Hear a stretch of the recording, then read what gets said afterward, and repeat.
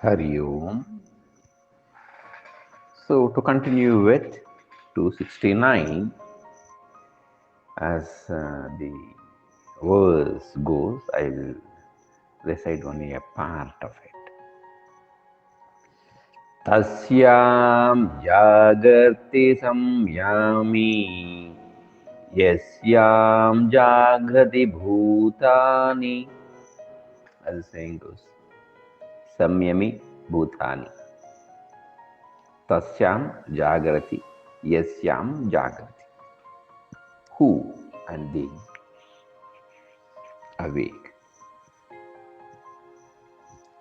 Now, to continue with, the Lord is hammering, hammering, and hammering, but we are unable to get the Lord. That's what He is trying to divert it or take us into. We understand as long as we are in the class, or as long as we are listening to the audio, if it is not live, people who are seeing or hearing to it afterwards, either in YouTube or anything, or in Facebook or Twitter or whatever it is. It looks so appealing, but once it is often we try to work or indulge in the world. Oh my God. You see. And the question is, why does this happen? As long as I am tuned in, I feel yes, this is correct, this is right. The world of object is like mirage. It doesn't give true happiness. Or it gives temporary satisfaction or happiness. But still, why do I run behind? That is because of the intensity of ajnana that we have, the maya that is covered, that makes us slip and slide every time when we interact with the world of objects. So he says how these two are standing on two opposite poles, the yogi and we, the common mortals. The yogi always sees the self. And as the yogi is established in the self, the objective world doesn't exist. It's just like once you're totally engrossed in your work, totally focused, not partially. If you're totally focused and engrossed in the world, then what is happening around you is not known. What is happening behind you is not known. That speaks of the focus. Similarly, this yogi has totally intensified all his mind on the self, and the objective world is not seen, does not exist for him. So it is night for him. And exactly contrary is the common humans, that is we. We always are seeing and interacting with the world and have given reality to the world, and the self is engaged in the world of duality and action. And in the process, we don't have time for the self, and it looks as if the self doesn't appear.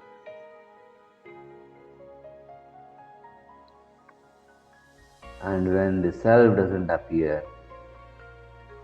as the hallmark and the crux is the self, and as we don't see the self which has to be seen, it is night for us. This is the experiential difference of a sage and a common humans, because they are standing on two opposite sides of an object. They are the two opposite poles of looking. If one is in the North Pole, other is at the South Pole. The man of knowledge, that is the yogi, He knows it for very, very clear that the objects that are perceived by the senses are all like a dream. Swapnavatu. He knows. But remember, as long as the dreamer is dreaming, the dream is real. Once the man gets out of sleep, only then he realizes that the dream was a dream and nothing was real there. And there will be no efforts to go to get back into the dream and to explain the other dream partners that it is a dream. It doesn't happen.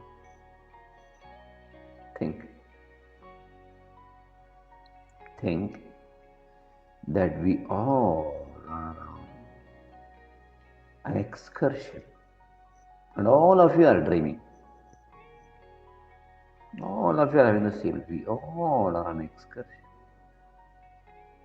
and we are going up maybe some hill somewhere, either in a tram or whatever it is, or in a ropeway, anything. You visualize whoever like it. I don't say anything, or you may be flying across. I don't know. Each and every individual have your own whimsical and fancies of dreaming. One may be sailing in a boat, one may be going in a tram, one may be flying in an aeroplane, one may be going on a trekking, one may be going on a ropeway. Whatever, one may be rafting, one may be scuba diving, one may be bungee jumping, whatever it is you think. And all of you are having different dreams. Yes. But there is one thing common that happens to all of you in the dream. The thing is, Kumar slipped.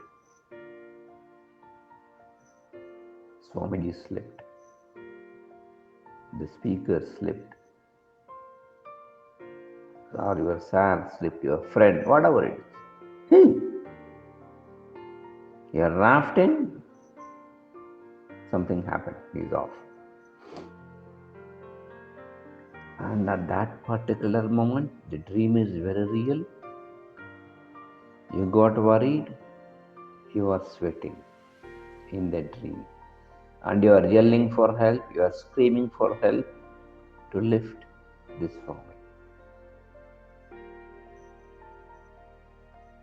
Correct? Think. And in the process, with that shock, you get up. You kick off your dream and you wake up.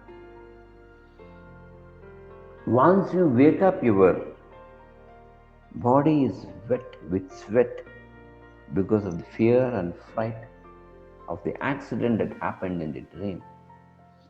So the dream state has entered the physical state of your body. Listen carefully. And palpitation is heavy. You are breathing rapid because of the fear. And once you are out of the dream, now you know that that is a dream and nothing has happened to Kumar or your friend or whatever it is.